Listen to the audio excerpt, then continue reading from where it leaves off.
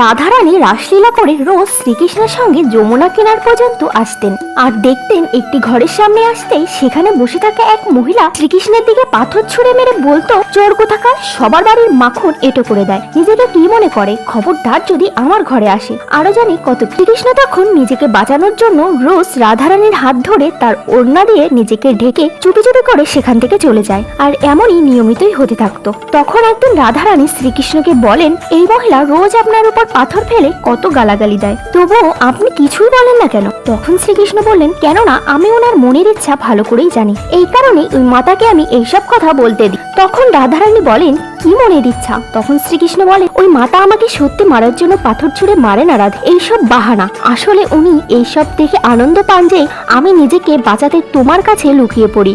তার সঙ্গে নিমন্ত্রণ দেন, আপনি আসুন আমার ঘরে আর মাখনের ভোগ নিয়ে যান। কতটা মধুর আমাদের কৃষ্ণ, যে ভক্তদের গালি খেয়েও ভক্তদের